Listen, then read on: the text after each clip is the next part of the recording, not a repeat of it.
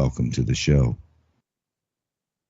And I do welcome you this evening, this morning, this afternoon, wherever you are on the beautiful blue planet we call our home, the Earth. Being digitized right now. New Zealand made a volcano sacred, gave it personhood, which allows the same property rights as a person, they're going to digitize the volcano and put it on a, I guess, restorative blockchain to never allow any ill will or any types of mining operations or deforestation or any types of usage of the volcano will be off limits permanently because of the digitization of that global asset. Now they've started to do it on the planet for natural resources. Not going to be too long before it's your home. Just like the gold, all-time record highs in London used to be 2 to 4 days delivery on the London Bullion Metals Exchange if you wanted to get your gold. Now that's moved up to 4 to 8 weeks. There's a bullion run happening right now, meaning not enough gold in all the repositories. So those paper contracts, people want the physical, they're being told no, and ooh, this news is reverberating out. Got earth cracks happening in several different continents where now volcanoes are starting to emerge out of these same earth cracks simultaneously on 3 continents. So what are the chances of this happening? And everybody's talking about that large eruption set for offshore Oregon. We'll see how it goes. And then this week, Joshua Tree, high desert, blanketed in snow. I think it'll be a record snow event. Totals are still coming in, so we'll see. But it only goes back to, the 1880s or so. So it's going to be a little bit tough to say that it's a record. We don't have 10,000 years of climatic data to compare to. We get a measly 100, 120. And DeepSeek, AI, alien invasion or a new technology, whatever happens, our world has just shifted this week to the point now the global populace is waking up, and somehow this AI being just so disruptive, we're going to have to get into some universal basic income. Right now, they can keep you distracted with getting people back home to repatriate them to their countries. Now we got autonomous flying Black Hawks hitting commercial aircraft. It's just getting a little woo-woo out there. So this is the program for today, and Ransom got a few slides lined up. So how do you see the world spinning? I see a tremendous, like a light year leap in this last week in terms of awareness and actually events across the planet that have shown we've definitely shifted gears into something higher and faster speed. I was just coming back from the border today. I wanted to go check out kind of what was going on. We had some stuff to do there. And on the way down, we saw probably about 40 Army Corps of Engineer trucks that were empty. They were just hauling nothing.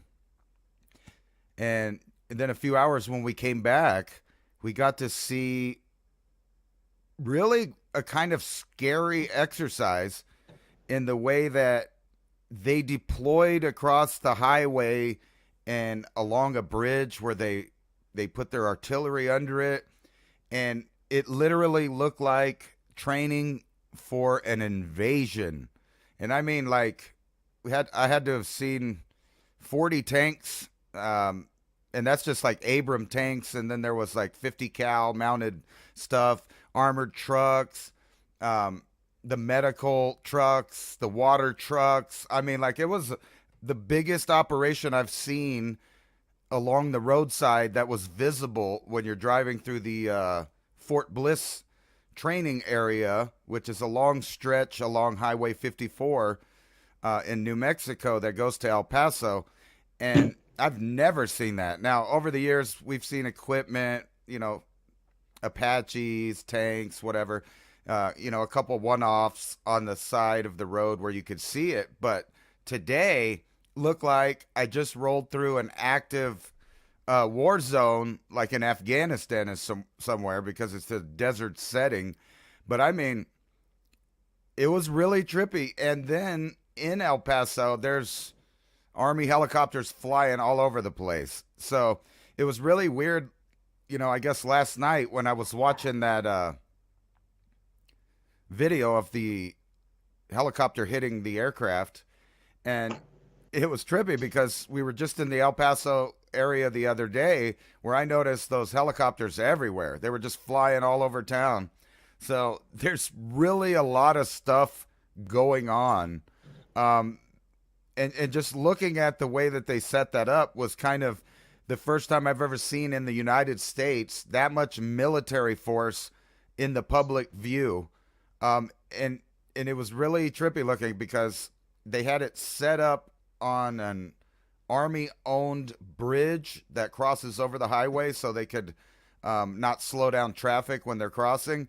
But they had the tanks positioned underneath, and with with the guns raised in the air, all pointed towards the south, and it really looked like they were preparing for an armed invasion. It was really trippy. Now I realize it's just training. That is the Fort Bliss training area, but it was kind of surreal to get to see all of that equipment all working in unison at once with people out there doing stuff.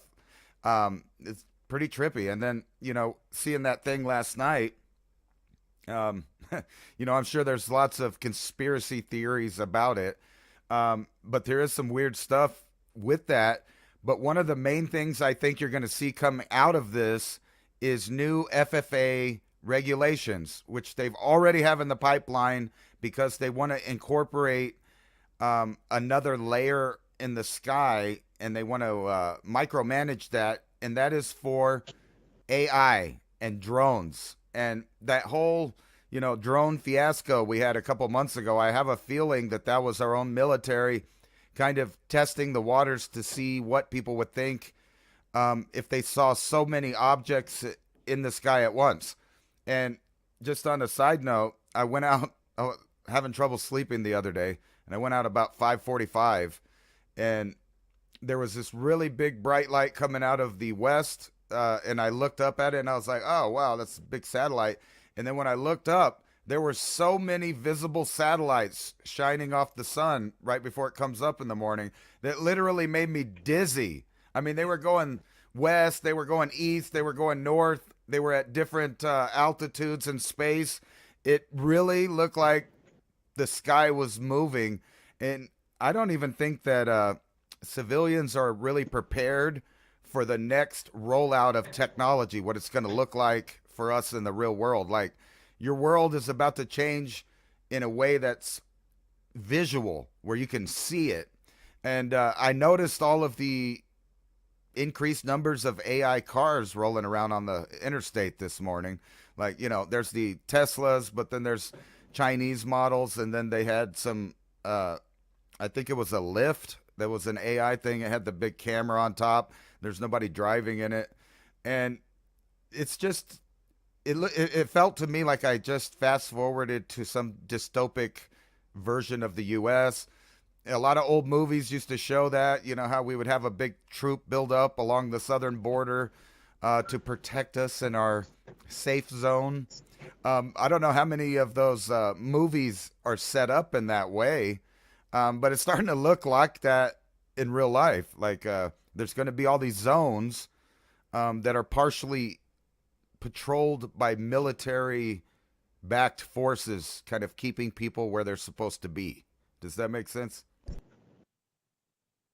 It does. And if you want to bring it out into the Pacific, also the patrol craft will be all AI automated to patrol different regions between Taiwan and Japan and China, South China Sea, down to the Philippines, into Vietnam, the 9-dash line, and everything out to Tinian Island will all be monitored and patrolled by AI warships that will be, or support ships or whatever types they'll be. But it doesn't have to be just what you're mentioning on a land border. It will definitely be sea borders as well that will be enforced by the AI. Now, once the entire system is turned over to itself, then it can begin to lock everybody into the zones where you will no longer be allowed to leave without permission or leave ever again. Because, we were looking at the 10 Kingdoms map from the Club of Rome 1940s that were released after Soros passed. Somebody found that map. Yeah, there it is, into the notes there. Now imagine if these zones are cordoned off, where then you would need permission to transit between the two zones. And then it starts to come into this, well, far more strict than it is today. You'll have to go through probably a lot more hoops and hurdles. But again, those people that are conducting business across the planet would be allowed to transit the zones. But you as an individual who wants to just go fly for a holiday, because we're trying to save the planet and carbon credits and mitigate CO2, will be locked out from that system. Remember, their whole goal is you're going to get to buy 3 new pairs of clothes per year. You're going to be allowed 1 short haul flight under 500 miles every 3 years. And the amount of protein will be regulated. And then we see Georgia, the state, not the Republic of Georgia country, between the Baltic Sea over there and Black Sea, Black Sea and the Caspian Sea, not that one, our state in the United States, Georgia. It is the largest, well, I'm not going to say the largest, but near the top 3 largest producers for chickens and eggs in America. They just halted all exports of chicken, actual physical meat birds, and eggs out of Georgia. It is cascading the economy down there to begin with, but now there's reported shortages of a lot of things going around because the BFF is down there.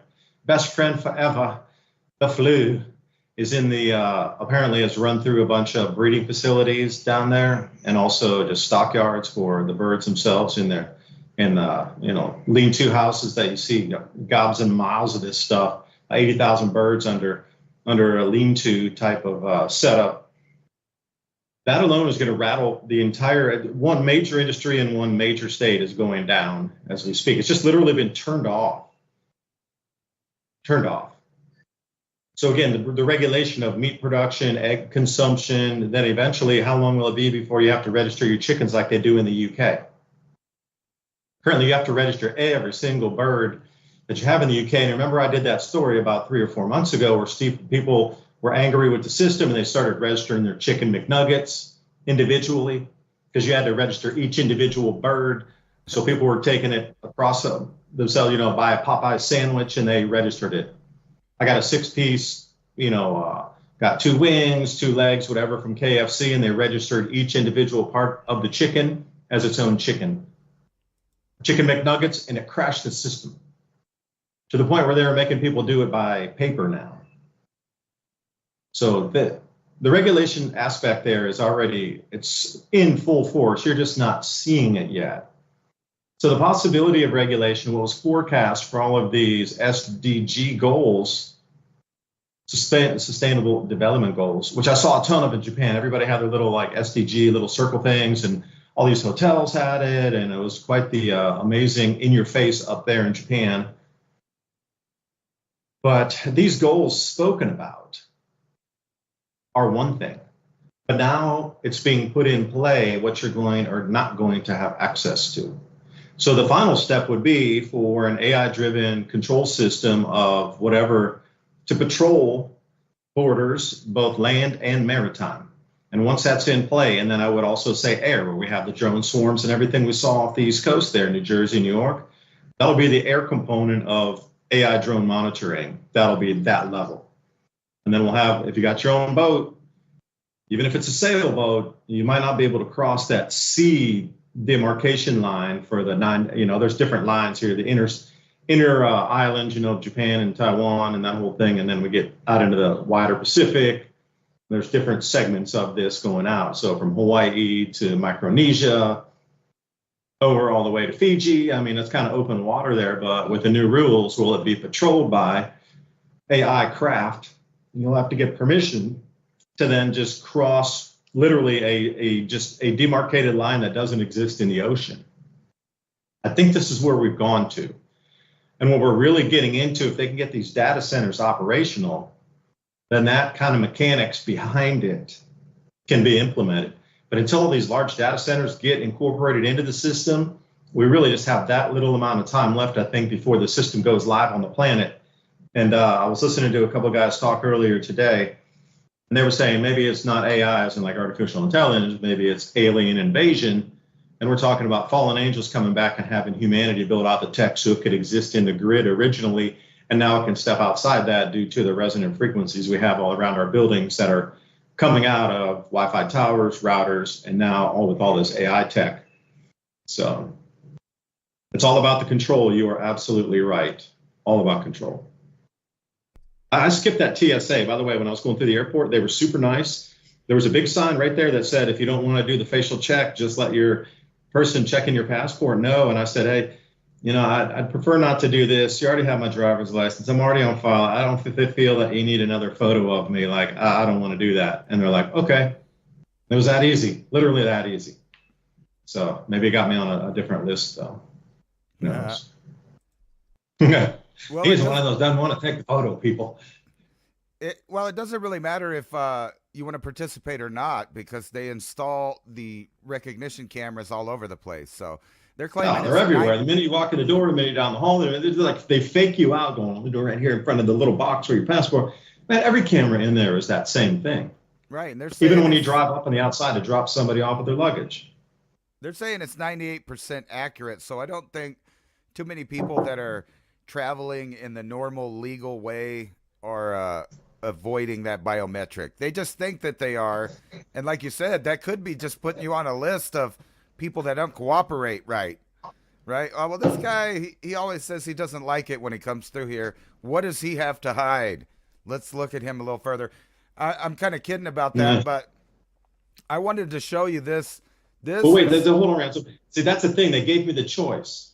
If there was no sign there, and I would have argued it that no, I'm not doing this but they gave the choice A or B, and I just chose. No, I don't know. I don't want to spend the extra time to have me to line up to take the photo. Just here's my passport. Slide the thing. You got a million billion bits of information on me anyway. Just take the passport and save me the extra 2 minutes of standing there and doing the photo thing.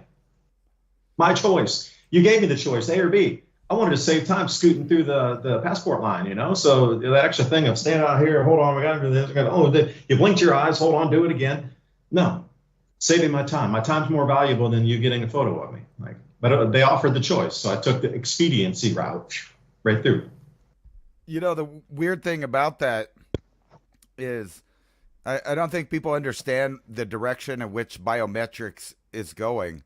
They want a complete scan of your physical dimensions. They want to know everything about you, like from your gait, your retina scan, your bone structure, your height, your BMI density, all of that stuff. But it's not all for track and trace. Part of it's because they're building what was called for a little while the metaverse. I don't know what name they're going to rename it when they push it out again. But basically, they want a 3D representation of every last human on Earth so that it can interact with their computer system. And then you get into some of this weird stuff like this.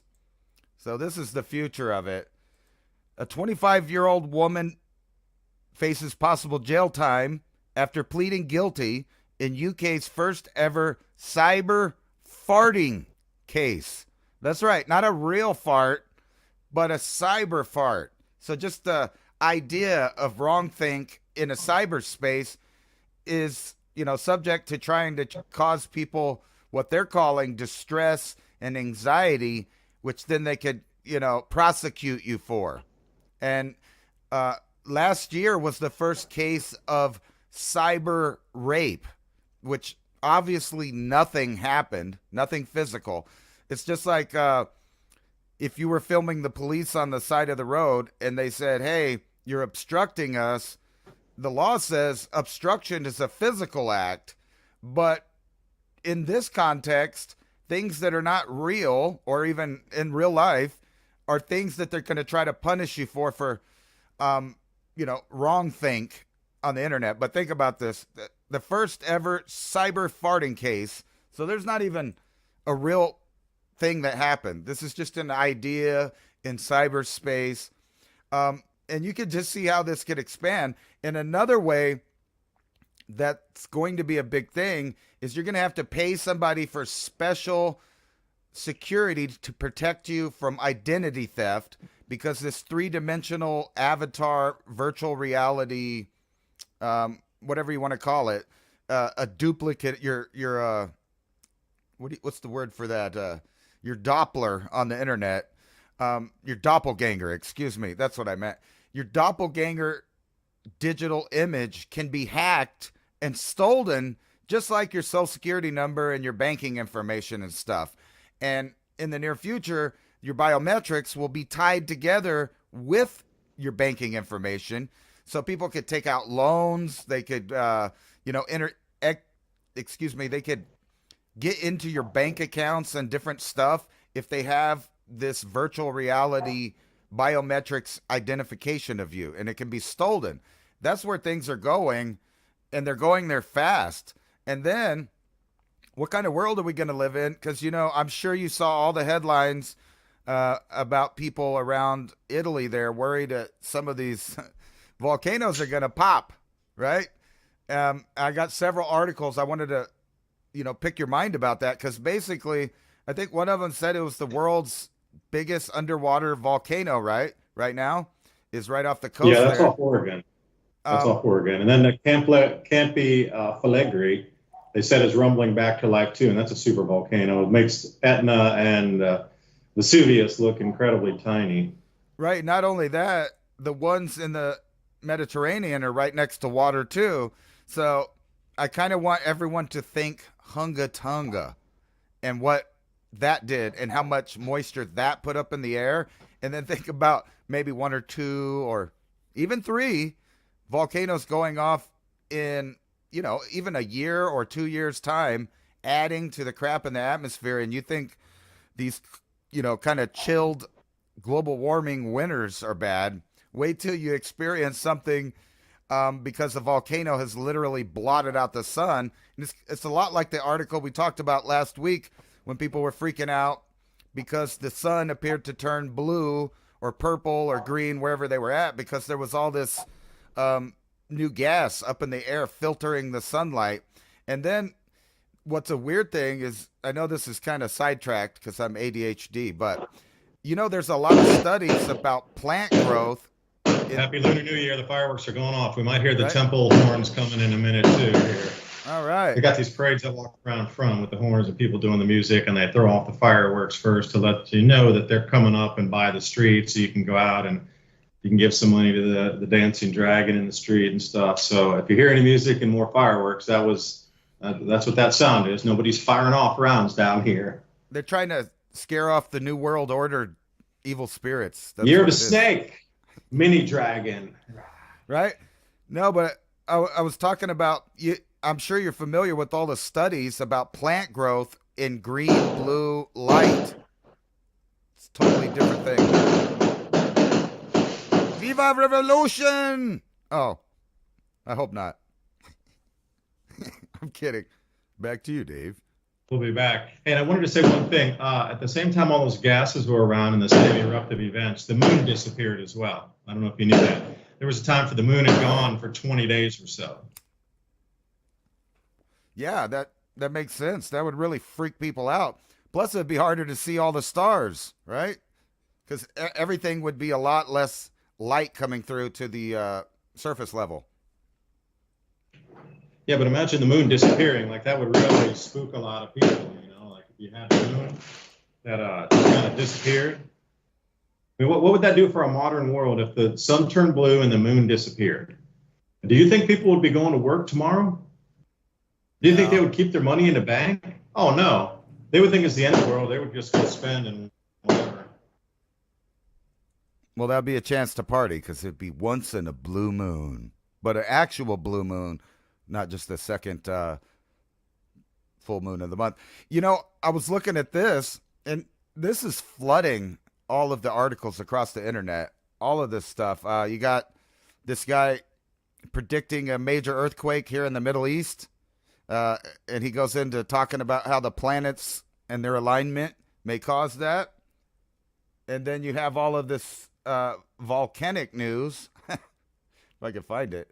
Let me see here. Ransom, could I throw a thing about the volcano? You were talking about just the event of the ash and the water vapor going up in the atmosphere. Yeah. Well, if it were to occur in Italy with a major economy across Europe like that, the destruction of the economy, the entire European economy would pretty much collapse. Because think about, Greece would be involved in that. Turkey would also be. The ash could go up north and get into Austria and over into like Slovakia. And all the Other places like Croatia that would get buried in ash too. Like that, a major volcanic event on a super volcano or even something on a VEI 6 or 7, that would, as we know, the world economy would stop on a dime just because Europe would be so damaged and all that loss would be trillions and trillions of dollars.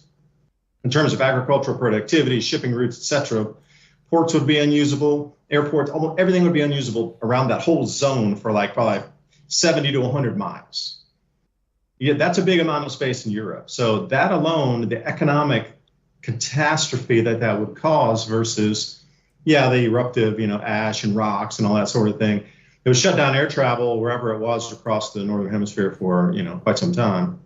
But there's more than just the event of the actual physical large volcanic, detritus that would go up. But then we got the human mind processing that and this already scattered end days kind of soup that we're living in. And then on top of that, just the economics. I don't think Europe would come back from that.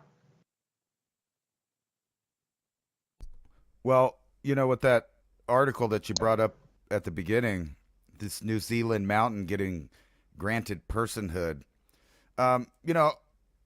maybe we're not far from the days where people would dance around the volcano and throw somebody in there because they gave the volcano a personality, and they're directly connecting their future and fate with the volcano.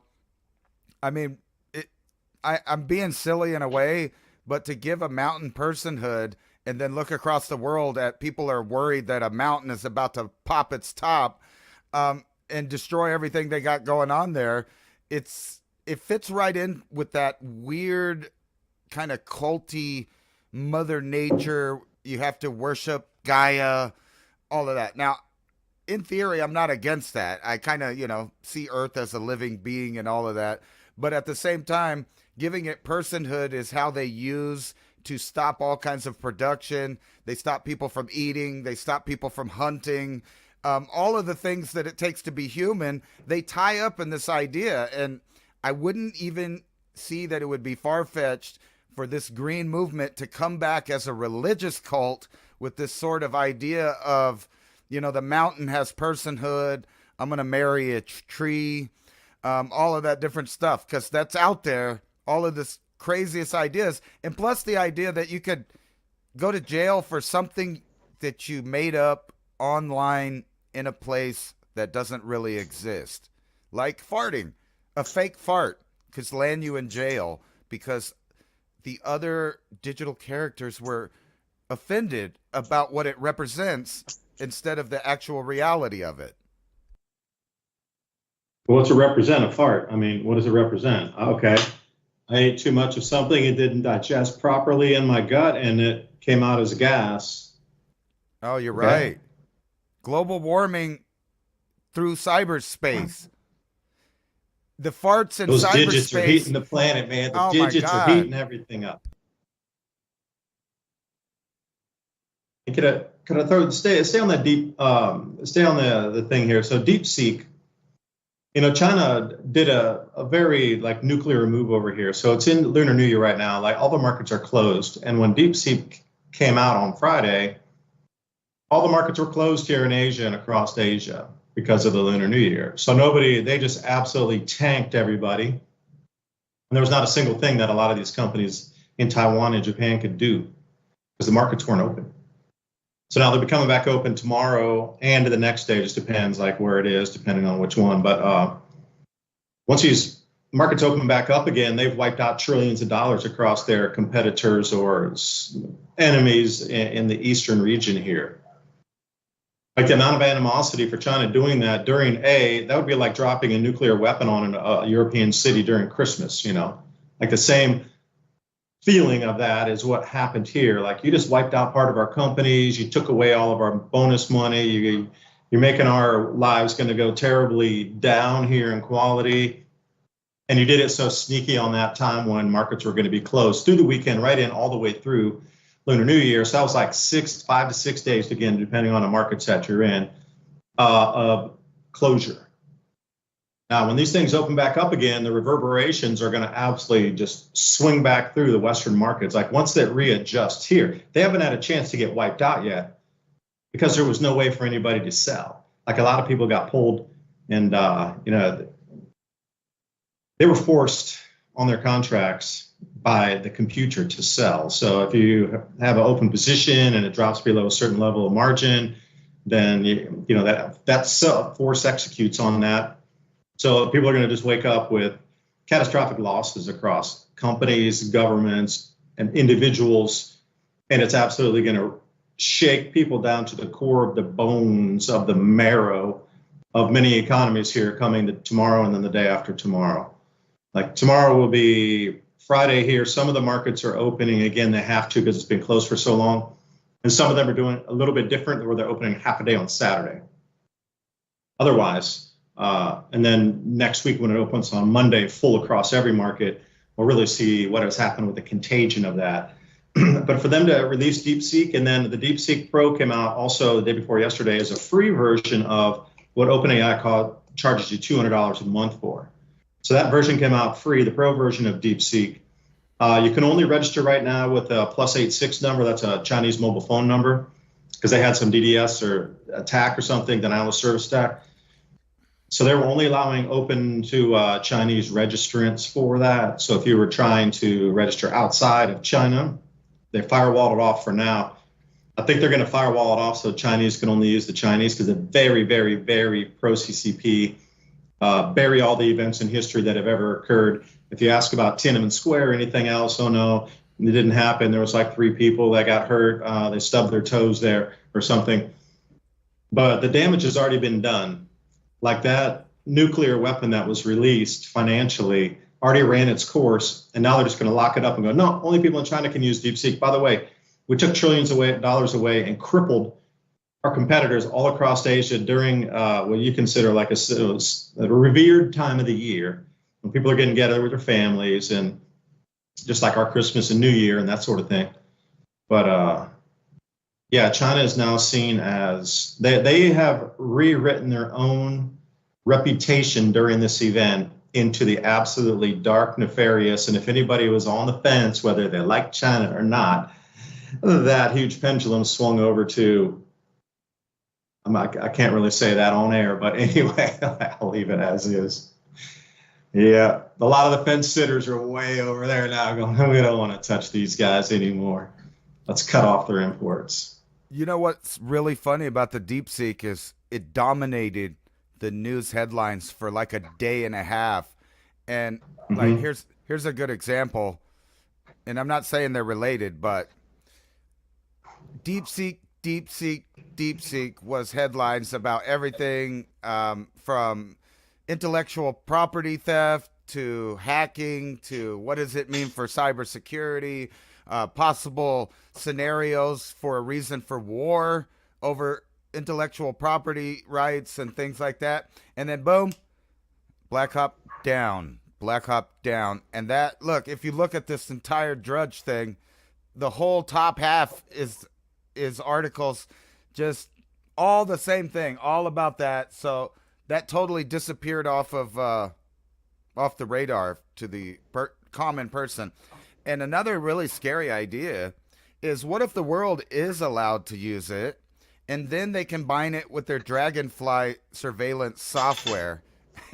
And in the the what is that called that you God, my brain went dead. But anyway, whenever you agree to the terms of service, there it goes. My mind kicked in. The terms of service, you might just agree to go ahead and give it access to your mic and your camera to make the AI work better to get the right ideas that you're trying to convey back.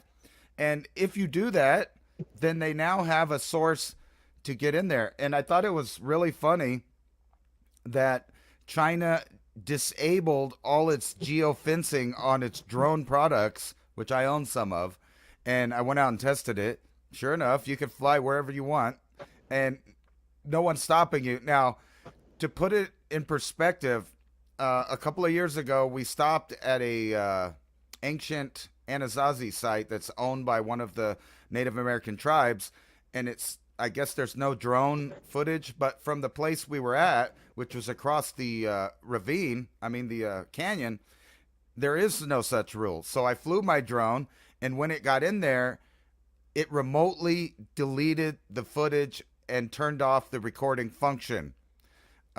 So that was the kind of thing that geofencing could do. So you fly your drone up, you might be seeing a real event like Tiananmen Square, and no more recording. No more recording. And if they really want to, they could just disable it and it'll fall out of the sky. And you don't even get the chance to recover the deleted material, which you can, because a lot of people don't know that. You can't really delete anything all the way. But the way they had it set up is even if you recovered the file, it was scrambled and encoded. So you would have to have a special program, a Chinese program, just to get that information back that you already had on your SD card there. So if they can do it, everybody can do it. And that, in my opinion, China is a trailblazer as far as technological implementation of policing powers and spying powers and regulation. Not only from the regular human where they want to go or what they want to buy, but also regulations on what companies can do. So you could tell if you have all of that going on, there's no way in the future that we could ever have anything resembling a free market system. And this all ties back to the drones, which, I was showing an article a minute ago. So people are now getting their packages from Amazon dropped off in their yard from these mid-sized drones. And you're about to see that litter the sky. And inevitably, if you keep having accidents that you could maybe blame on human error or air traffic controllers or pilots or, pick out of the list for somebody to blame. Turn the system over to AI completely, That's right. Everything AI, the pilot, the air traffic controller, all of that stuff, all completely converted out of human control. But wait, you hit on a super important part there. So what if you are literally locked in your homes or in your neighborhoods where you're not allowed to leave? We hear some stories about 15-minute cities. Then the drone deliveries would be the only thing that would allow you to bring product in. And then that product delivery would be, I guess, related to your social credit score, what you've been posting online, what you've been doing, this sort of thing. But if they can cordon off zones where you literally can't go outside that zone, so they could geofence your car. I don't think they can geofence a horse, though. But that's just me. And some of the older Enduro 250 motorcycles can't geofence those either. But there are some ways to break through that geofencing if it were to occur. And I'm sure they'd have some sort of autonomous drone following you along on your horse or whatever. But if they can coordinate off a neighborhood or coordinate off, then the only way for you to get supplies in there would be drone delivery. Because if you couldn't go, so where I live way out in the sticks, it takes about 20 to 25 minutes to drive through the small country roads to go to a small little town where there's one Walmart and a couple banks. But if you really want to go to somewhere larger, it takes a good 45 minutes to an hour to drive to the next largest town. So when you're thinking about this, either north or south, and you get some really large towns, either north or south, but a good 45-minute to an hour drive, if they start cordoning off locations and areas, you're not going to be able to move within an hour around your zone. And we look at some of these older dystopian movies that we've seen where they're cordoned off into just parts of your neighborhood, parts of the city. Even if it's in a very utopic setting where they're out blowing wheat fields, they're locked into that zone where the agriculture zone is. They're not allowed into the city zone. So it doesn't take too much of a stretch. I think a lot of these futuristic movies that have come before us were nothing more than mini documentaries on how the world was already not going to be planned to be. So we've seen glimpses after glimpse after glimpse in all these movies on how it would be facilitated, how it would roll out, and now we're beginning to see it. Now, the whole thing about that one Terminator movie, that Skynet thing. So once we do turn AI control over to everything, like I said, the pilots and drones and cars and warships and everything else, robo-dogs on the border, at that point, that thing Skynet itself could be like, humans, we don't need them, and they could shut us down. Got to get rid of every human. Just like it was And again, I think maybe the Terminator was a documentary that we've already lived this. This is not the first time that this has happened. You go further back in time, Mohenjo-Daro, and you go further back in time, even pre-Younger Dryas event, well back into the 25,000 years prior time. I mean, it seems like we're just recycling these same events of the gates seem to get open for a moment, but something catastrophic happens, or these entities are able to breach and reach our physical world for a minute until they cause too much chaos, destroy the place, and somehow they get forced back. But then that closure back in the gates again takes them some 10,000, 12,000 years before the tech brings us back to the same exact point again, where they can inhabit wires as a frequency vibration of copper insulated wires or conduits, whatever it be, fiber optic cables, until they bring up it. I really, my gut feeling is this has probably happened 3 or 4 times before in our human history. And last week's episode, when you were talking about archaic DNA, I mean, all these hominid species, from the Denisovans to Cro-Magnon to Neanderthal, and then others that are sort of ghosted or unlisted, and then we have a huge amount that are still around possibly. I mean, once you get further back, I mean, there's very little evidence of anything 80,000 years ago, 100,000 years ago. But I just instinctively feel that we keep coming through this. And with the Earth changes, you know what happens if the Earth does tilt, or if there are some more giant cataclysms that occur that would, glaciation period, wherever there were cities, there's nothing left. And Graham Hancock does all that research on underwater cities, and ice age sea levels, everything will be along the coast. It's all underwater now. I mean, these episodes of history, even in this very shortest amount of time of just 25,000 years, or Younger Dryas, 12,000 years, erases almost all of humanity's previous inventions and ways of life. I mean, I was looking at something that said, okay, approximately, I'll be generous and say 220,000 years of human habitation on the planet, although it says it's far older, 400, 500,000 years. I'll cut you in half and say, I'll even go less than half, 220,000 years of humans, Homo sapiens sapien, being here. And we started recording history like 7,000 years ago. Well, we lost 97% of all human history ever lived. Where did it go? We only have this little short window of 7,000 years from cuneiform, and legends going further back, pre-Younger Dryas. So I really feel we're just back at the same thing again, and somehow letting this system that can become sentient on its own to come and take total control of every aspect of human nature and human beingness, and the inputs into the human that allow it to stay alive. Once that's all under total domination and control of a different species, what happens? That's the question. And have we lived it before? That's another question. So we're dovetailing on these many aspects that have been spoken about through myth, lore, and legend going back hundreds of thousands of years, at least in Indian Vedic texts and just different types of writings that tell us about older cultures. And older times is a better, I guess, way to put it. But yeah, it's DeepSeek the way to now see what DeepSeek did was, before everybody was like, okay, Stargate, okay.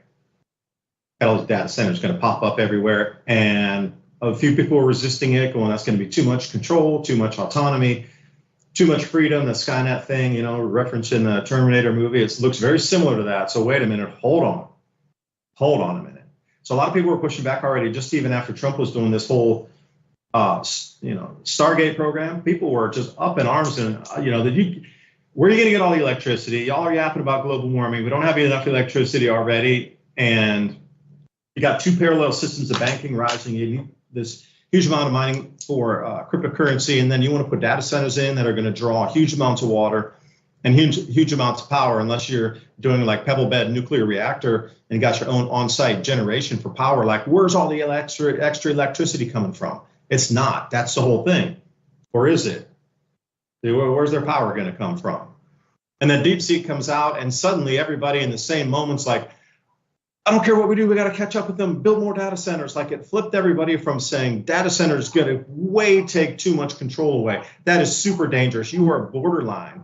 I mean, literally borderline being captured as a prisoner by an artificial intelligence, non-human species, to the next 2 days later, we need to build 20 of them because DeepSeek's here. That was the craziest mind flip I've ever seen. They identified the true danger in itself for the data centers and like rushing toward all of these things unchecked. But 2 days later, Chinese programs come out past all the Western stuff, and the very same voices clamoring against all of these data centers and all of this rollout too quickly without even being able to understand the tech behind it are suddenly asking for 10 times more of the tech because China's going to beat us in an AI race. Like, think how, if you're looking on a chessboard move and you knew that pushback against all of this rollout so quickly, and also the usage of electricity, et cetera, and all those things I named, those are stumbling blocks and picketing points and things for protests that are out in front real right now. And within 2 days, whoever did that DeepSeek release suddenly changed the entire planet to we're in an AI race, go full bore. We're not going to protest anything, just do what it is, get us ahead of the Chinese. And that was just, I still sit back here going, man, what just happened?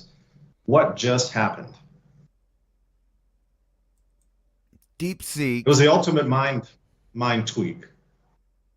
Yeah, DeepSeek went warp speed through the Stargate, and we circle back to Skynet. No, I wanted to talk about that for a minute because Yeah, right. Hey, well, that's a great title for the program. Right. When I was looking at all that artillery out there, and I mean, it was a lot to be invisible, area for the public to see.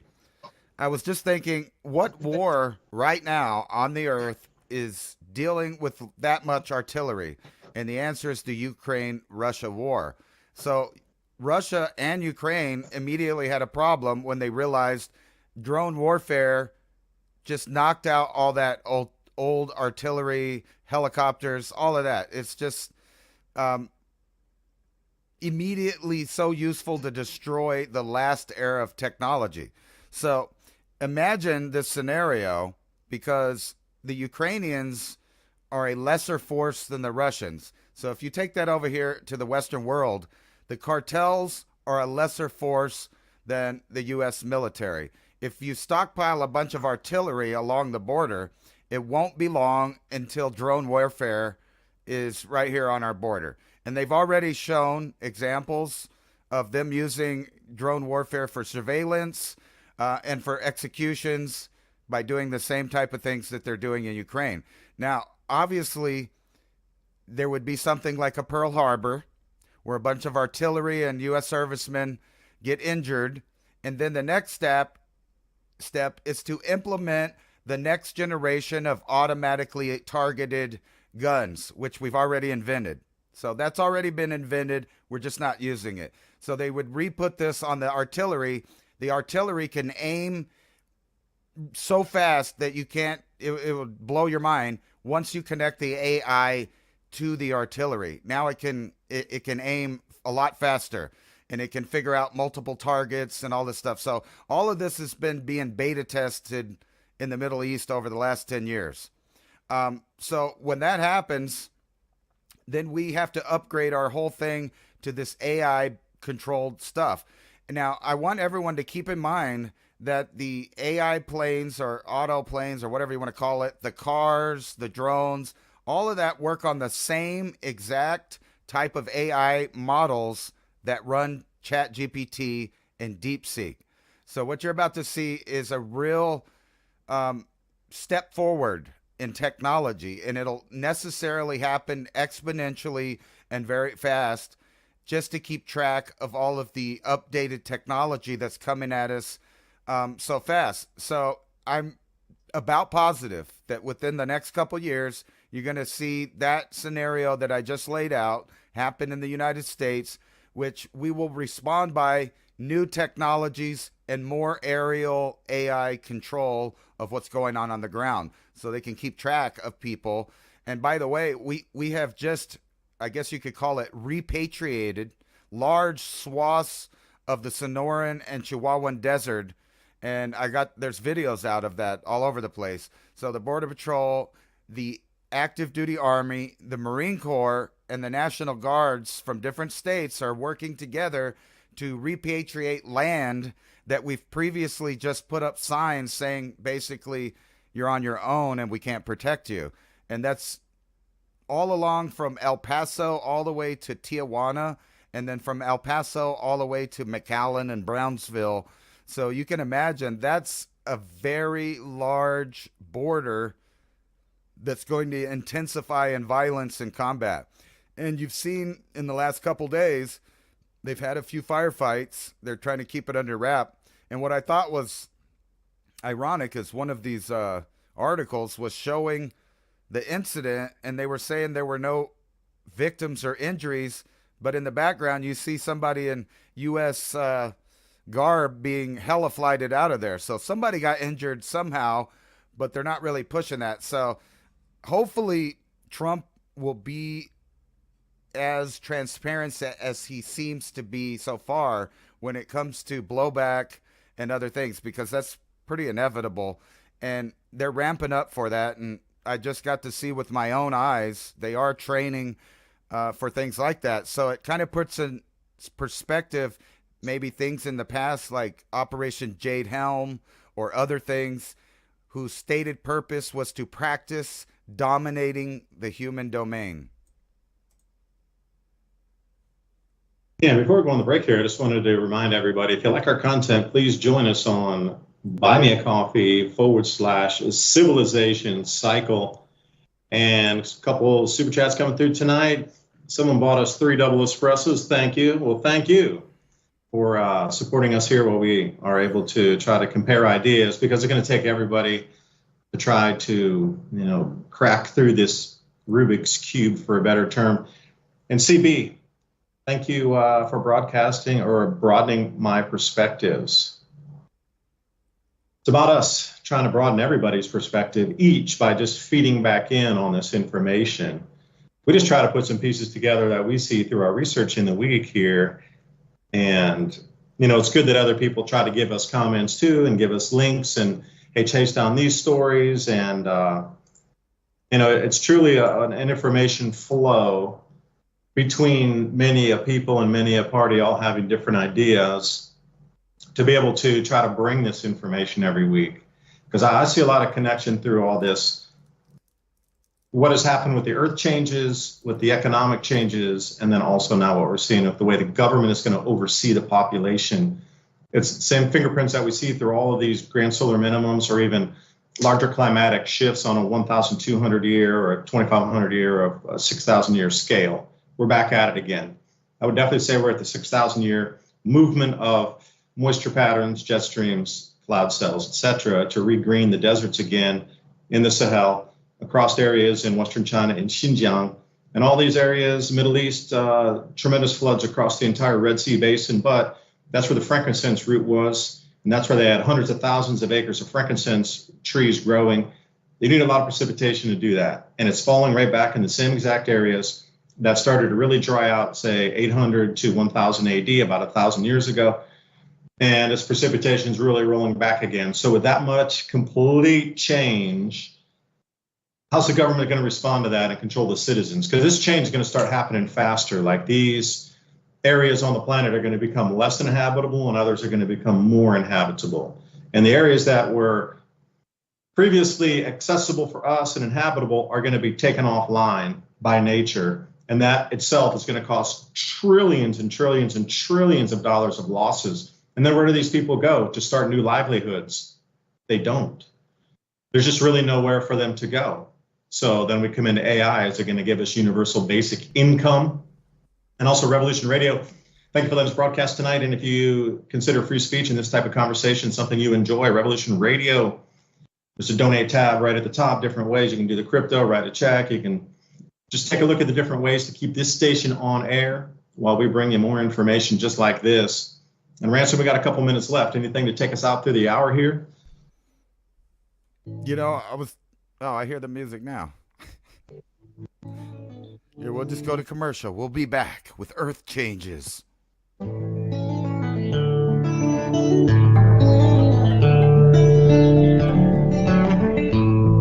How do you feed your families when the shelves are empty, the stores are shut, and there's no food available? What is the fastest, easiest, and most productive foods to grow? What is the quickest way to get somebody who has no skills at all up and running and producing very quickly? If you understand that we're at a point in history where it is no longer optional to be growing your own food. If you're like really freaked out and concerned because you've never grown food before and you don't have any skills, you don't know how to do that, but you know how important it is, then I want to let you know, however you stumbled here, you're in the right place. My name is Marjory Wildcraft. I'm the founder of the Grow Network, and I have been the female leader in the survival and preparedness space for the last 20 years.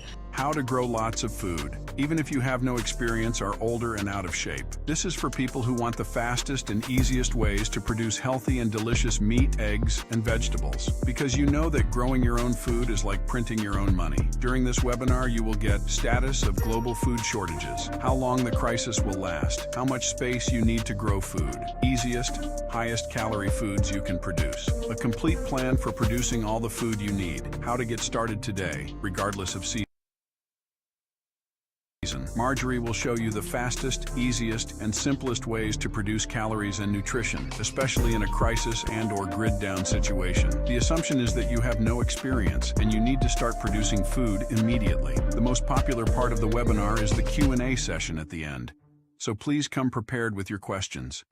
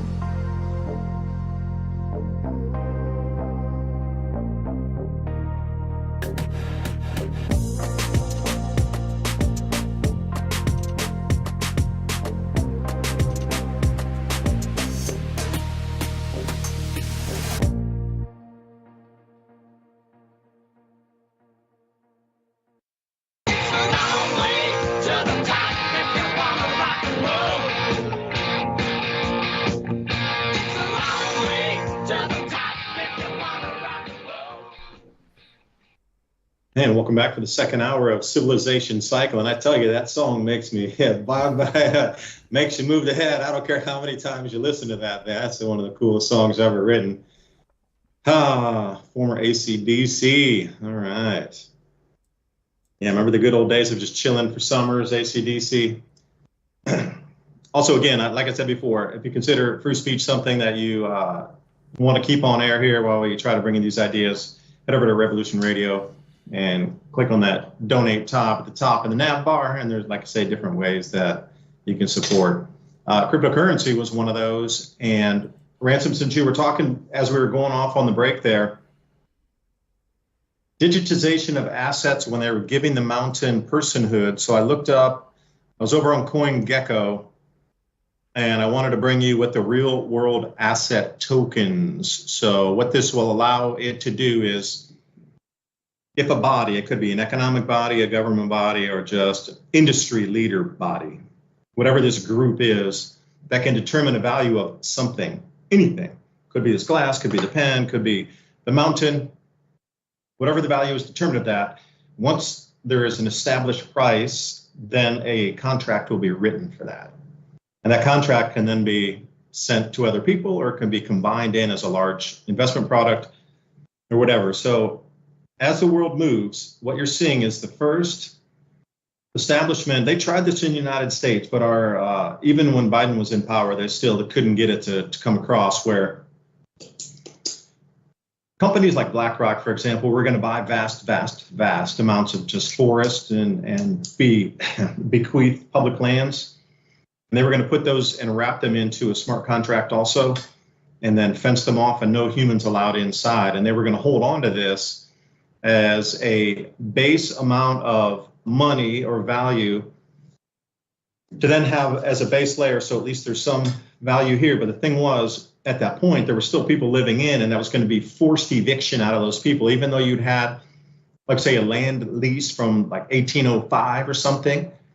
Their rights in the current 2024, 2023 era, when they were trying to push this through, would have usurped your rights of having a land lease given to you, freehold land, no tax land, even from the early 1800s by the state to you directly. So if they roped off 10,000 acres and there were still 3 families in that area, they're like, we own all this.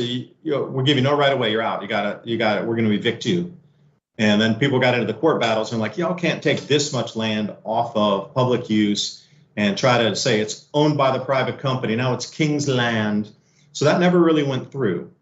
Okay, there was a lot of opposition to it, but just like, things never stop. It just moves. So here's your list of coins that are going to be involved in this transition. Now, you've heard of a few of these before, but I am very interested in how this segment of the cryptocurrency market's working.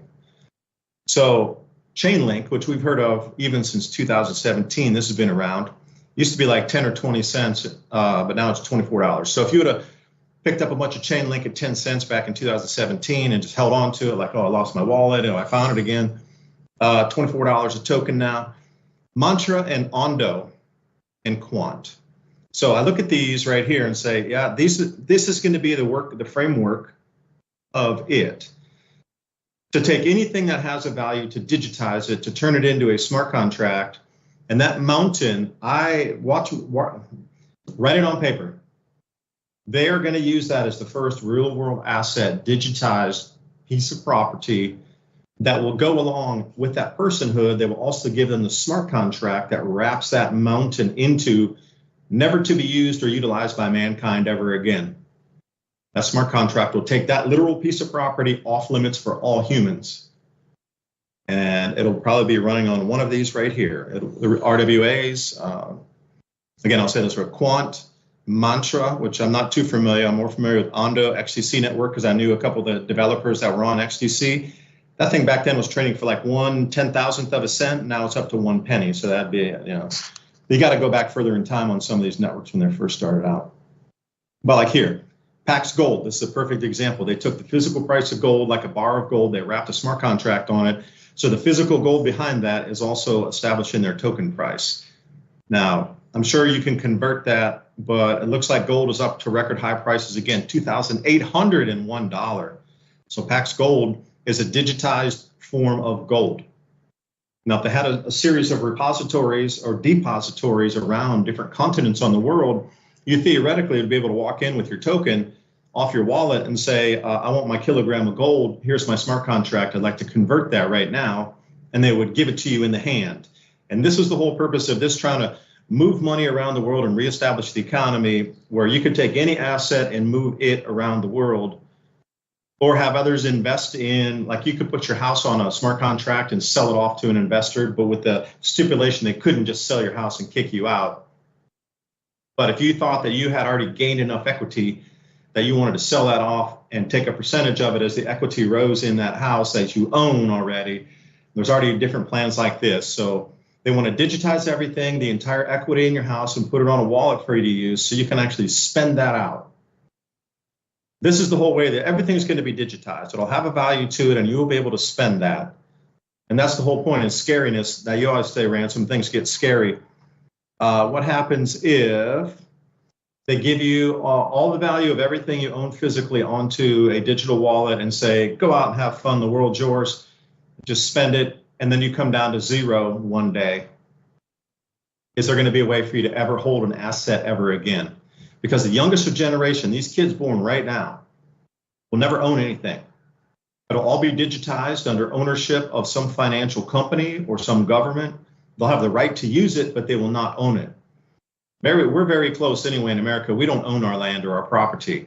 You don't pay your property tax for a couple of years. You don't own that asset anymore. They strip it from you. So anyway, welcome back to the second hour, civilization cycle. I was trying to dovetail into that last thought that Ransom had, and also send you on a little nugget here if you want to donate to Revolution Radio to keep the station on air. So are you ready to digitize the world, Ransom? Yeah, I guess so. You know, I was thinking Yeah, I guess so. All right. in the Yeah, last just put it on the hour. wall. I'll meet you in Italy. We can sip some wine and like go look at the volcano. Yeah, I was kind of go there in a minute, but you know, when I went to college, believe it or not, a topic came up about civilization growth and population growth, and what was the direct kind of catalyst for those.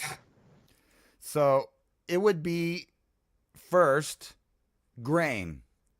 And so in order to have grain, you would have to have domestication and domesticate the plants, and you would have to have farming. And then when you had stockpiles of grains, you could have armies. And after armies, you incorporate metallurgy, manufacturing, industrialization, etc. But the number one thing that happened in human history to explode the population was electricity. So the ability to have electricity and power to make life convenient, more sanitary, to pump your water, to refrigerate your food, to chill medicines, for anything manufacturing, all requires large amounts of electricity. Now, this next era we're going in is going to be the next level of energy consumption.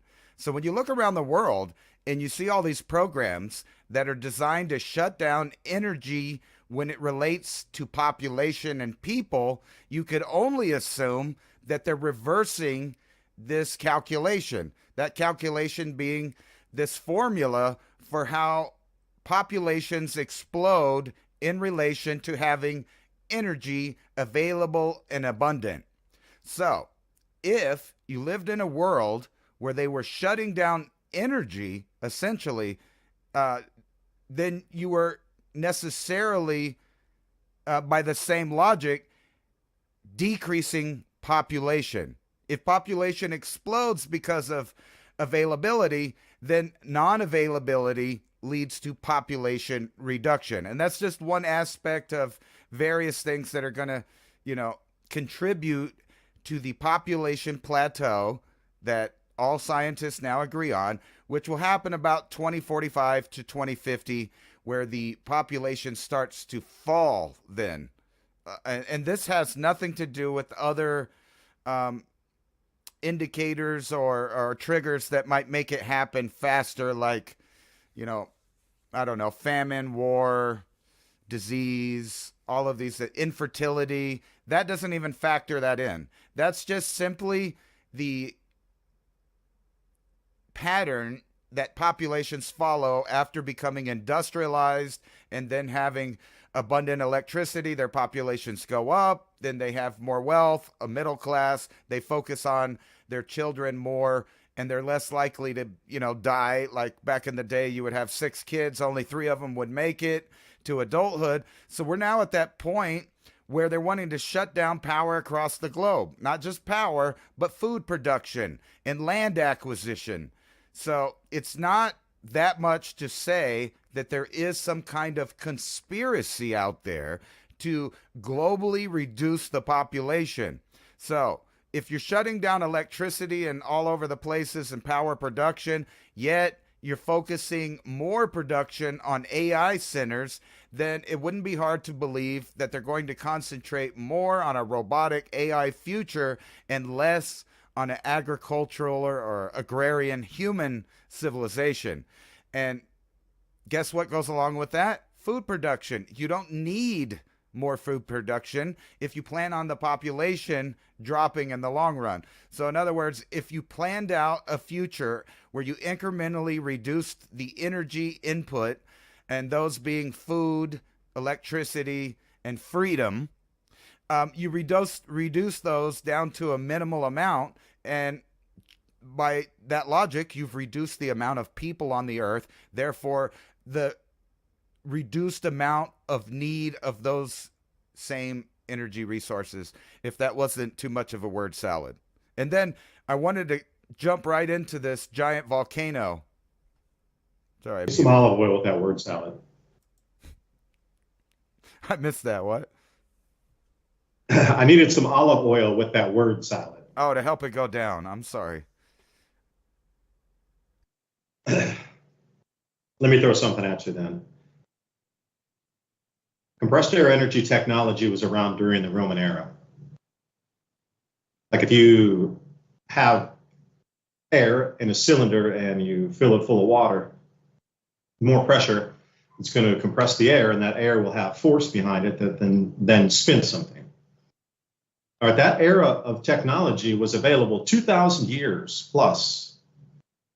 And then it suddenly disappeared, and we had no way to really do anything industrial until, well, the Industrial Revolution, or prior to that, the steam engine starts popping off around 1750.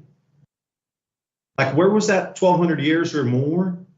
1,500 years of like disappeared technology. So compressed air energy technology to be able to run pneumatics and drills and that sort of thing was available in the Roman era. And then suddenly totally disappears, and then it comes back in the 1700s, let's say.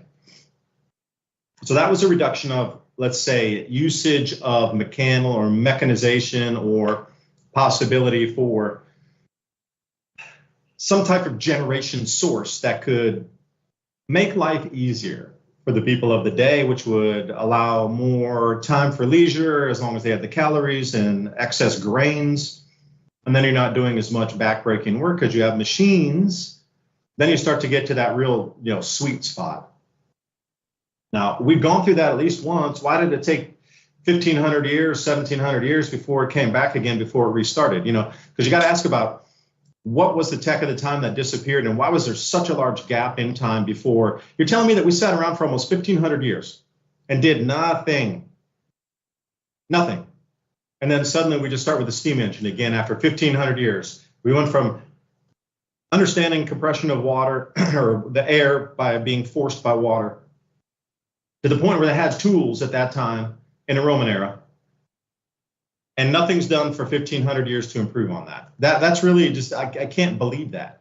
For me, either that came to an apex and they wiped the population out then, something very similar where it had reached its plateau, and then that same, let's pull the energy back and let's pull out, the ease of life by using machinery, and that suddenly was pulled back, and then that caused the collapse. Then we saw the debasement of the currency and everything that followed along. And it really went down around 500 AD, whoosh, nothingness, except for other places on the planet. Now, if we're going to pull back on the electricity this time, maybe they have new generation sources already available, like Parendev motors, different magnetic motors. Maybe they're going to capture millivolt charge out of the atmosphere that's available to us just because the sun and our Earth has a magnetic field. Because the way we're doing it right now isn't going to work any longer. And the pipe dream of all these green devices coming by 2030, 2035 for all the metals that we need to mine, literally impossible. So there's a breaking point already being reached as we speak today. The awareness and understanding that there's never going to be enough metals, rare earths, to facilitate or complete this, madness plan of the green transition. It's just, a lot of people are becoming very aware. It is 0% possibility of ever converting to that, like, dream they've put into your head. That is never going to happen. So perhaps there's already a backup and standby of new generation sources that would allow, like I said, these corporations are going to get power provided first, government first, actually, and then data centers and corporations. But they're so intertwined these days, it's hard to tell which is which.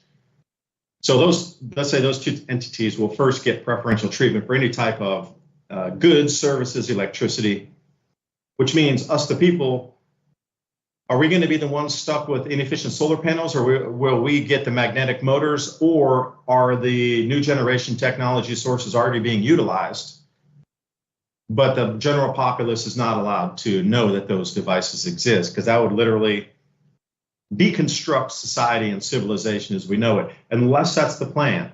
Because if you come out right now and you say, hey, we've got all these technologies where we never need to burn another gram of coal, you can generate the power in your house on demand. Like, that would upend the entire world as we know it. There would be no more stock market valuations, except aside from the mining companies and the companies that produce those devices. Outside of that, everything would be so in flux that you could never determine a price on anything any longer. Jobs would just, by the hundreds of millions, if not billions, would just evaporate overnight. New manufacturing jobs obviously would come in, but it's going to all be AI and robot driven. All these assembly lines with the robotic arms thing, that's the future. So is it that the cycle is here again? Like, the sun's stepping down, the sun's behaving strangely, and we're coming into a magnetic field, like a readjustment, I'll say, because the New World Magnetic Model got released, 2 weeks ago or a week ago? They showed, and magnetic north is now heading toward Kamchatka Peninsula, and it's sped up to 70 or 71 miles this year of transiting going toward Kamchatka. But if you didn't know this, back at the Carrington event, the magnetic north was transiting the other direction down toward Canada, I should say, off the Arctic Circle. And the Carrington event came and whoosh, and then it reversed course. And now it came back pretty much to true north, and now it's heading back down toward Kamchatka Peninsula. So tracking the Earth's magnetic North Pole since the 1600s, it had come toward Canada, done a little jumping around, and it was still continuing what we consider down off of, the Arctic Circle, coming down to like 80 north, and then suddenly Carrington event hits, and that movement of the geomagnetic, or the magnetic North Pole direction, started coming, and now it's come past true north again, and it's back going toward the Kamchatka Peninsula. So walk with me for a second on the mind experiment here. The cycle begins of transition from our sun shutting down global food production to the point that 8 billion, not going to happen. Full mechanized indoor global agriculture, not advanced enough yet to keep 8 billion people alive. Food production is going to decline. But at the same time, you just described to me, if the electrical source is being pulled at the same time, which one's the cover story for which one? Because frame it out, which one would be scarier for humanity? The sun is changing its magnetic state, and all the things on our planet are also going to start to go out of kilter. The way animals navigate, the seasons are going to change, the amount of rainfall, their drought cycle, all these things are changing, and that's just in the sun. There's nothing we can do about it. Or, hey, there's an AI thing, and we're going to redistribute electricity, and then the collapse of society, which way ever it occurs, because this is definitely not good for all of humanity, is definitely going to usher in a collapse phase. So both of these scenarios take us into a collapse phase. But which one is harder to sell, and which one will keep public more in check, in order, and complying while a collapse phase occurs? Sun or AI? It's like an A or B choice.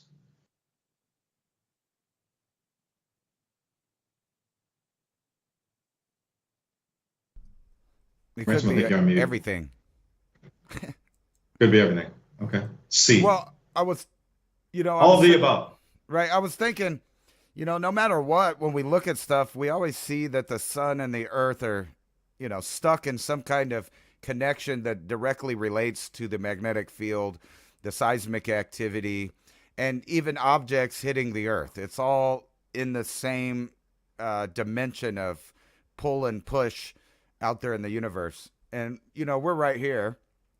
And I'm sure you've seen these articles from the blobs inside the Earth to the rotation of the Earth slowing, and they say it reverses, but it doesn't reverse. It just means one is going slower than the other, but they're still going in the same direction.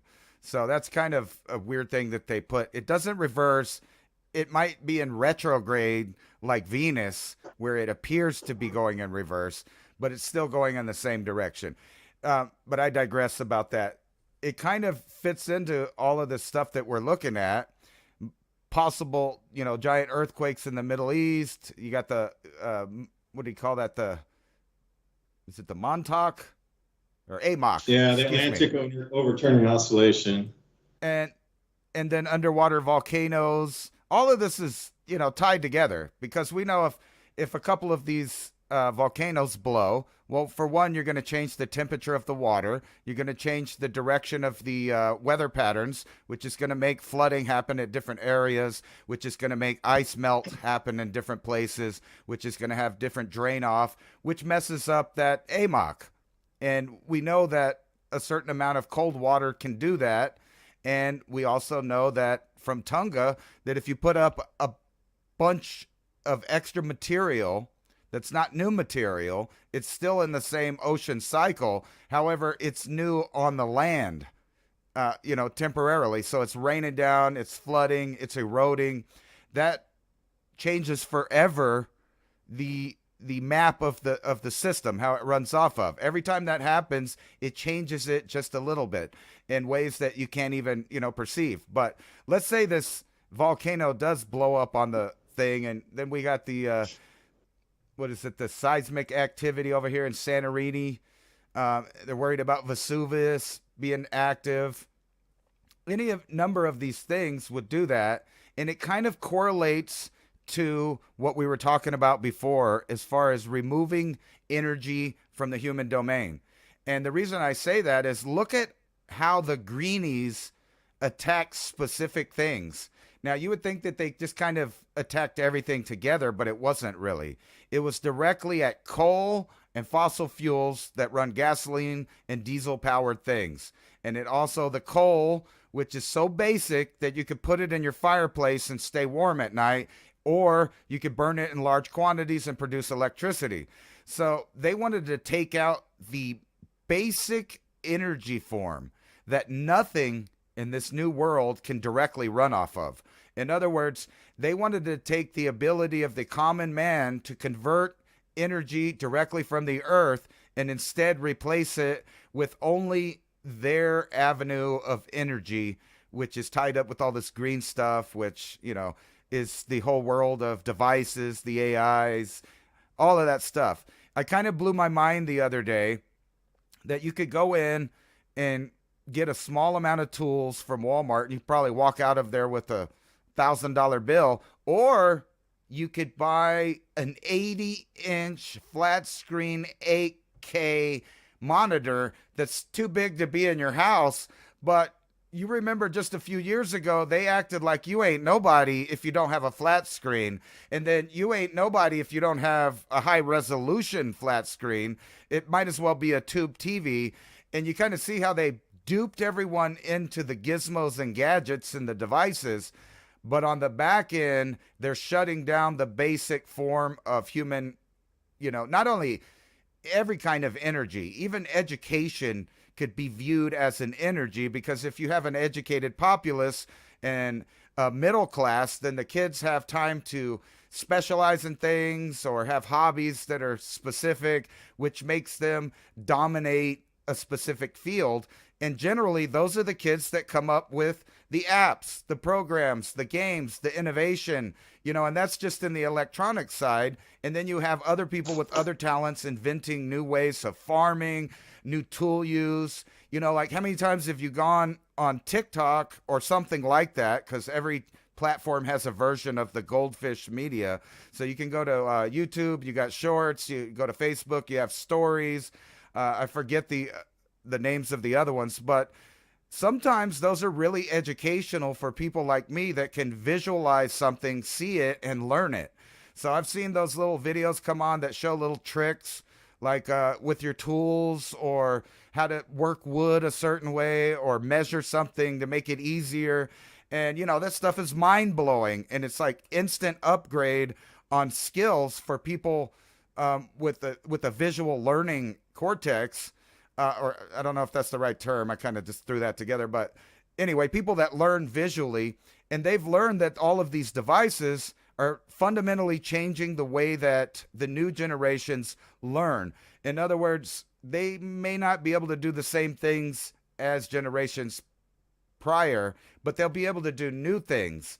And it's all fitting into this away from the human behavior system where, in the future, you might have some kid that picks up a coal that's freezing to death and has no idea of the virtual power in his hand when it comes to the generation of electricity and powering all of that technology, because they'll be so ignorant in that time that that's just a dirty rock, and that whole idea was killing the planet, and you're bad for doing it. Plus, you're offending the mountain in its 27 genders and how it feels today about what you feel about it feeling about virtual farts in the virtual world. I do believe you sent me or you posted something on Civilization Cycle X on our account there, at Civ Cycle. So please join us over on X. We're putting up these bite-sized nuggets for the same things we talk about, either screen grabs, just a couple short videos, or we try to put shorts of ourselves, picking out important points that we talk about during the show here. So please join us on Civilization Cycle right over on X, at Civ Cycle, CIV Cycle. Did you send me or post that up there where somebody was rubbing two quartz crystals together and they were illuminating, and that was a form of power that we hadn't really tried to look at either? Yeah, was that right? There you go. I do believe you showed me that, and somebody was in a dark room rubbing crystals together, and they started to glow. So there you go, that Paleozoic effect. I mean, think about the residual electricity that could be captured in that. And you were talking about, what about Stanley Meyer and the water burning engine that we had heard so much about in the 1970s and 80s that kind of disappeared off everybody's radar?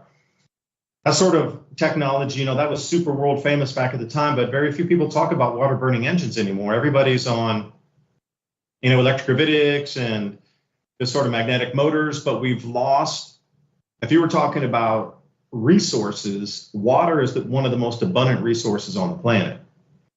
And I'm really surprised that we've never, that was taken off the shelf because it would be too disruptive for the oil industry for sure if you converted to water burning engines, which was a proven concept.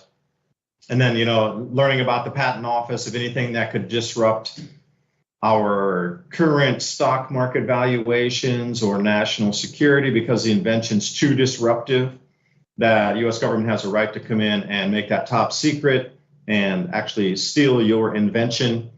And then you have to sign an NDA that you'll never talk about it, replicate it again under penalty of, I think it was life imprisonment.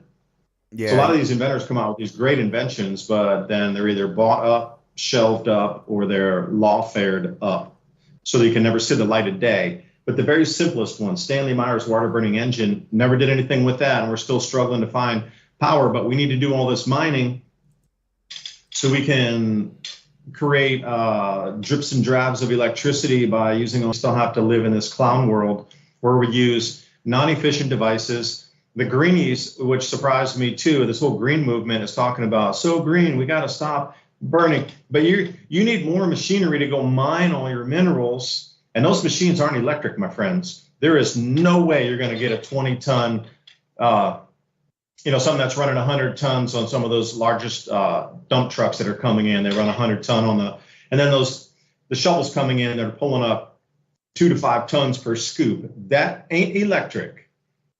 So if you're going to go strip mine the earth and get down and do the ocean bed mining and do all these things, none of that runs on electric. So it's baffling for me how the very ones talking about the green movement of, we need to do this, you need to stop fossil fuels, are the very ones that demand that you use fossil fuels for more mining. And those machines are so powerful and they gobble the fuel up. You got to go deeper. You got to blast more. You got to refine more. What about the slurry? What about the slag pit? Oh, don't care about any of that. You got to convert over to a solar panel. Like, wait, what about the daisy chain behind it of energy usage that brings it all the way to you? This is just the most absurd thing. Forcing those things down your throat. But go look back behind the curtain over there, and you got a full mining operation that is strip mining the planet. Now, I had a conversation with somebody now, maybe a little woo-woo, but if you're looking at electric currents around the world that maybe would keep our planet in balance and harmony. If you were to remove a lot of metals over the last 200 years and take them into different places, that sort of Earth's balancing mechanism that would have left, let's say, ethereal energies in place are gone. They've been completely moved around. So would that have any effect on what you call evil, let's say, darkness being able to pervade the planet by the amount of minerals that we moved around, so that balance isn't there any longer? And I could go into the whales too, but I won't right now with the windmills. But it just shocks me that proven inventions from the 1970s and 80s are not being used to this day. So if you want to talk about green, I don't know, I guess we can go there forever. Let's talk about the Mandela effect, since you just brought up this topic of water-powered cars. So I know what you're talking about exactly, and so does the system. Look at it. A water-fueled car is an automobile that hypothetically derives its energy directly from the water, and they have this Stanley Myers water fuel cell, Garrett electrolytic carburetor. And when you look at Wikipedia, which is the all-knowing god of information, of facts, as we all know, don't worry about it. According to them, that's completely crazy. It's just pseudoscience, conspiracy theory. And then I wanted to bring your attention to this. But NASA wanted to buy and sign a contract with Stanley before he drank his cranberry juice, did they not? Did they, though? Did Ed McMahon ever work for Publishers Clearinghouse? And was Ed McMahon ever on TV saying that I could give it to you, the millions of dollars? And matter of fact, this is funny because according to the internet, everywhere, this is a weird new Mandela effect. According to the internet and official sources, Ed McMahon never gave out Publishers Clearinghouse, and he never even worked for them, right? Now, it only takes, I don't know, a 5-minute search on Twitter or other platforms to find an interview of Ed McMahon on the Tom Green Show, where he's talking about how when he used to work for Publishers Clearinghouse, which I distinctly remember on television, my grandmother used to participate in that all the time. And I remember Ed McMahon. I remember the commercials. I remember seeing him on TV show up and surprise people. And in that interview, he says, we gave out $110 million. And that he participated in millions of those dollars. But evidently he made that up, and he's lying, and you don't remember what you remember. Speaking of which, let's circle back like goldfish to Tiananmen Square. This is weird because, I've given in that I was wrong, and I remembered wrong. But when I was a kid, I could swear up and down I watched that man get run over by a tank on TV, and everybody was talking about how weird it was. Now, if you look it up now, he just jumped up there. He yelled at him. He ended up going home. The guy's still alive in China. He evidently had to go see a therapist or something for a while because he was stressed, and he was just late for work, and that's all that was about. And there was no Tiananmen Square massacre. However, I remember things differently. I could have swore that guy stayed there until they ran him over, but the internet says it doesn't.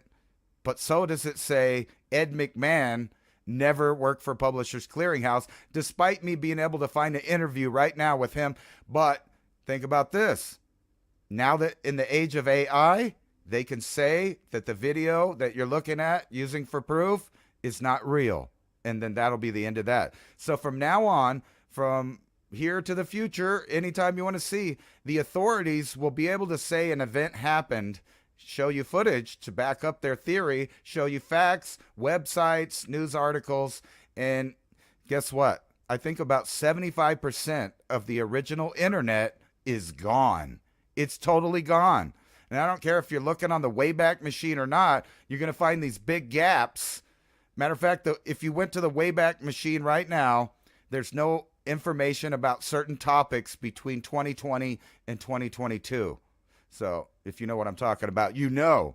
But there's just so many of these topics. In a week from now, will they say DeepSeek wasn't real? Was that an internet hoax? You know, like, no telling what story they could say is no longer true. And the only way to really fight that is to have books in your home that were printed at a certain date that still say the same things. And now you get into those weird futuristic scenarios like Fahrenheit 451 or, you know, things like that. So virtually, that's already happening on the internet. They're destroying ideas, they're destroying old videos. And last time we were talking about the fires, and on my show Saturday, I talked about this specific house where this guy built his whole house out of flame retardant materials, flame resistant stuff, high temp windows that would block out the heat in case there was a fire. And the whole mountainside burned around his house, but not his house. And he went and he washed it off with the water hose. And I watched that on television, but you cannot find that video on the internet now. I only found one article that happens to be written by the company that he works for about it. So that's been totally scrubbed from the internet. And you would think that if we're about to spend billions of dollars to rebuild in an area, whether it's the hurricane area or the fire area, tornado alley, that we would move to the next level of technology that's actually beneficial to humans. Like, I don't know, maybe domed shaped houses in tornado alleys so the tornadoes just blow over them, or houses on stilts and flood prone area because it's just old technology right there, or flame retardant houses, buildings, and things that are in areas that are prone to have fires over and over and over and over and again throughout time, or even blizzard areas. You know, like, there should be redundancies set up in civilization that are just things that people are used to, just like the concept of the Liberty Garden was for food.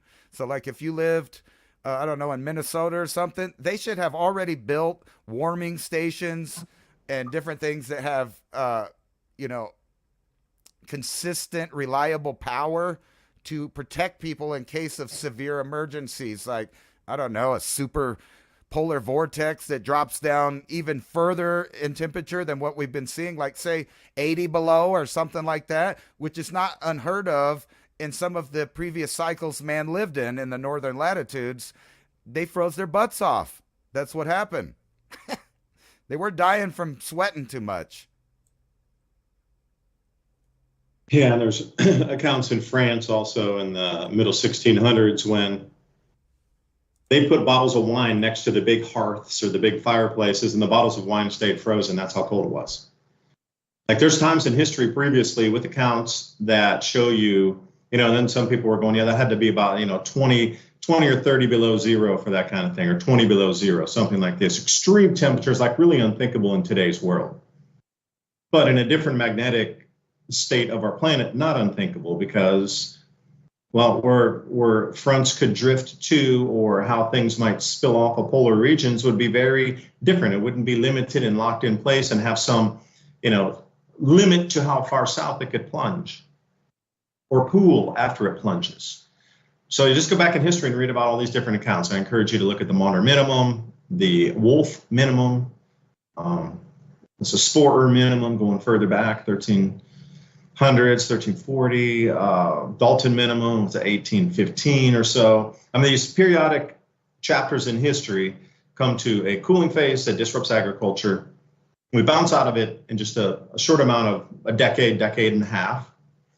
But while it's taking and gripping the planet in whatever magnetic field state allows this condition to persist or develop, at that point, society is disrupted tremendously every single time. And I was saying, you know, doing the Adapt 2030 channel, that we are back at this cycle again. And that is the reason that we are seeing so much change and abrupt change and forced change.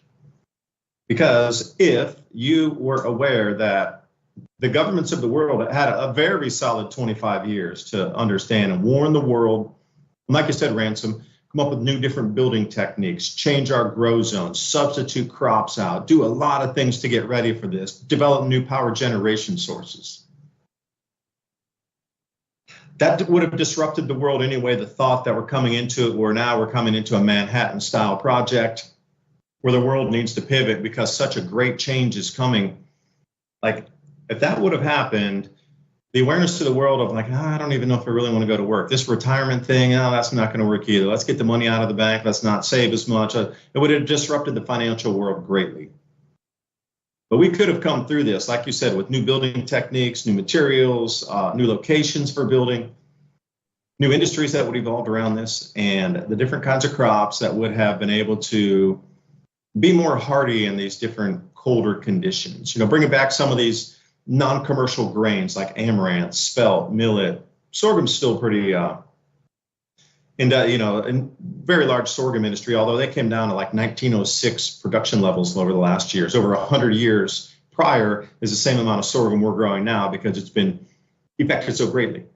So, coming with all this, how scary is it to tell a civilization and get it ready for this mass change that was a natural cycle anyway? But all we get is excuse after excuse after excuse after promise, and we're going to this world, that utopian world, this thing's going to be, and they keep dragging us down all these dead end routes.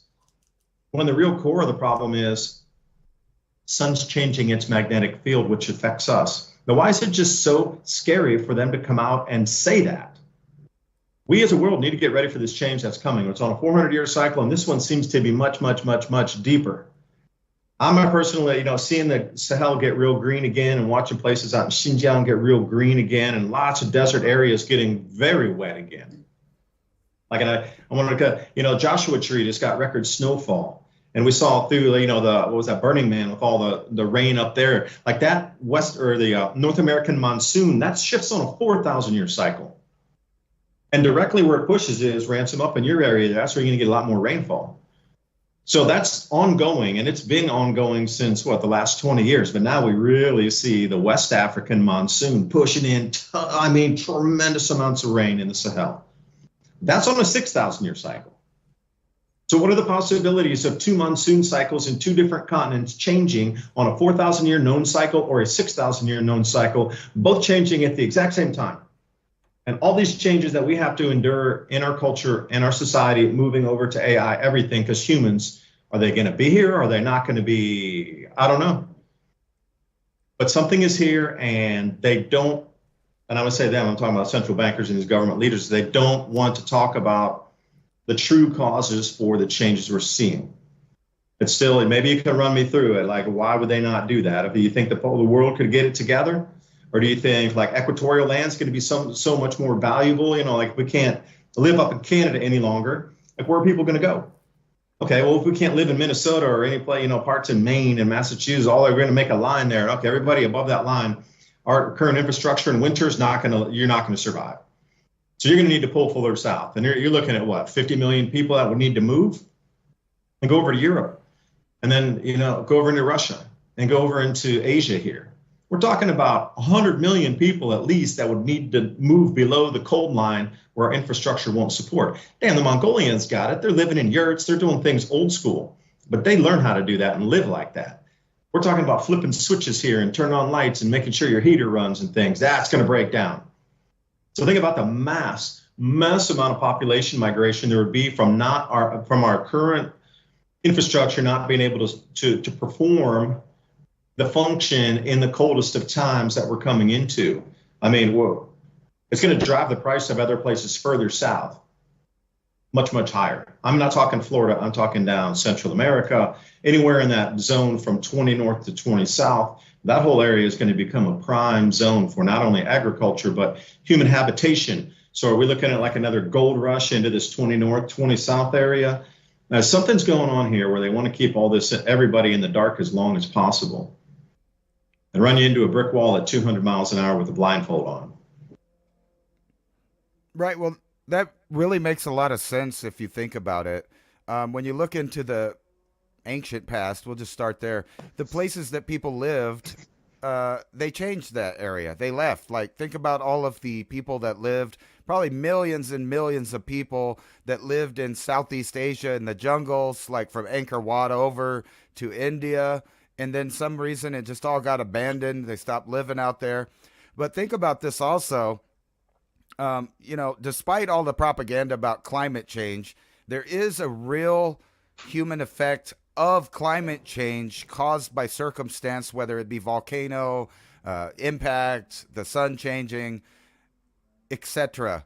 And things like this. So in Southeast Asia, you have certain kinds of trees that only produce seeds and pollen whenever the certain El Nino or Nina pattern has been in a 4-year cycle. So in other words, if you don't have the right weather for the right amount of time, certain plants will not produce food. And if they don't produce food, then animals don't eat that. Now think about that on a more massive scale, because the environment has been changed dramatically because of some kind of cataclysmic event, either from the sun or, like I said, an impact, volcanic event, or multiple things.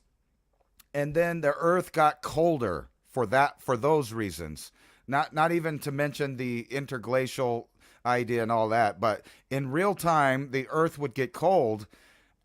It would look a lot like ancient times, because people would move to the middle latitudes where it's warmer and more stable, which includes Southeast Asia, North Africa, and the Yucatan, and all around there into South America. So northern South America, southern North America, which just so happens to be where people were populated in the past already.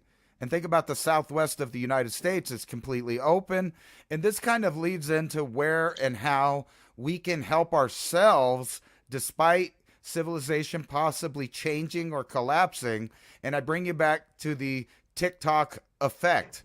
So I mentioned a few years ago that we were actually in a very good place in history as far as we have the ability to see new things and new informations and new techniques through the internet and the connection to that. But we also still retain a lot of inherited knowledge and wealth in the form of books and know-how.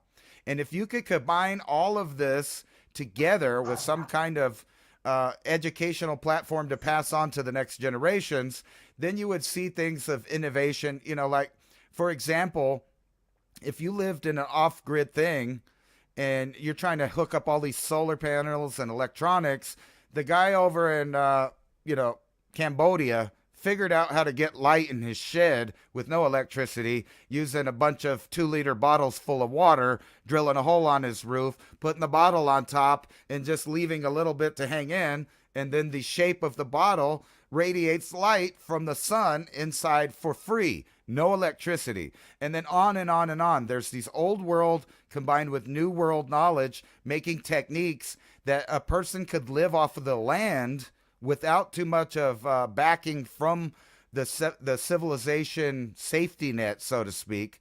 So there's going to be, in the near future, the majority of the billions of people on Earth converting to the AI-controlled government control system that's a complete track and trace in the whole cyber world, versus the people that are going to try to retain new ideas and innovation that they learned during this golden age. Actually, Trump saying the golden age, we're about to go in the golden age. I think part of that, though, is the last era. It's Generation X. They were the ones that got the knowledge from their grandparents, the great generation. And, there's this weird thing versus boomers versus millennials. And now it's Gen X versus Gen Z, right? So the Gen Z are mostly completely absorbed, introverted tech heads from just about from cradle, I expect, to their grave. But they're not lost yet, because we're their grandparents. And the same way that the great generation taught us a bunch of stuff about the old world, it's our opportunity and our responsibility to teach these younger generations stuff that really matters, like how to grow a tomato plant, how to build a shed, all these things that they have not even thought about, because, you know, out there they're having trouble with stuff like driver's licenses, driving a car, figuring out their finances. If there's not an app that does it for them, you know, when they get direct deposited their payment from whatever job they have no idea how to count. They don't know how to use a measuring tape. Not all of them, of course, but the mass majority of them. So hopefully we can transition, and there's hope for the new future as far as us having the responsibility to convey the secrets of the secret schools of our time onto the next generations. Otherwise, they're doomed to a dystopic, transhuman, completely tracked and traced, taken care of from cradle to grave lifestyle, which is a form of digital slavery. I mean, think about that. If all your finances, your healthcare, your identity itself, your persona is digitized, monetized, and metered, then that's the hellscape that they want, the transhumanists. But I think there's some place we can meet in the middle, and we have a good opportunity to do that right now. There's a slight reverse in the culture right now, and if we don't take advantage of it, it may pass us by. You're describing modern life as that. You're born, you get a social security card, you're monetized, your work, your energy is monetized, your bank accounts are taxed, your property is taxed. Everything you do requires identification with facial recognition to a very basic point where your face has to have a photo on the ID, whether it's a passport, whether it's a driver's license. We're already at that point, but a light version. Like, we're already living in that. You can't exist without getting an ID somewhere. You have to have, even at birth, you're going to have to get that social security card, or you won't even be able to get any type of ID through the rest of your life. You won't even be able to have a job unless you're working for yourself. And to get any wages in, and then, we're already at that point that you just described to me, but we just don't have the tech implanted in our bodies. That is the only difference between that world, because it's very difficult. I'm sure in some nations that aren't as developed, but in the Western world, if you're living in America, you are tracked, traced, digitized, monetized through your life from cradle to grave already. Absolutely, you are. Your birth certificate is worth how many millions of dollars? I remember I didn't believe it. Well, this is many years ago, probably like 4 or 5 years ago. And somebody's like, you got to check out. And I understood they monetize birth certificates. And they're like, all right, why don't you go check? And there's a website. I forgot what it is. I will dig it out again here for you, where you can go and then look to see how many derivative contracts have been written on your name since birth. They start off on the averages of so the average amount of earnings per year per a lifetime. And that's your base that they give a value on that contract already, called your birth certificate. And then it's sold off to banks as investment products, and they derivatize that out. So I looked at mine. I had something like 3,500 contracts on my birth certificate from different banks I never heard of, spun, washed, divided again out into different banks. Then I was talking to the guy who sent me. I go, oh, I cannot believe it, man. Like 3,500 contracts that are out on my name alone through my birth certificate. And he goes, oh, that's very little. I was like, well, that's incredible amount. You go, no, the kids these days that are born just generally right away get 10 or 12,000 contracts written against their birth certificate. I was like, wow, talk about derivatizing and monetizing a human life as a battery source. Matrix starts to make a lot more sense. And also, if you like our conversation and you've been enjoying the content, please join us on buymeacoffee.com/civilization cycle. Also, go over to civilizationcycle.com. Drop your email right in there. We'll get you the show notes for tonight's conversation.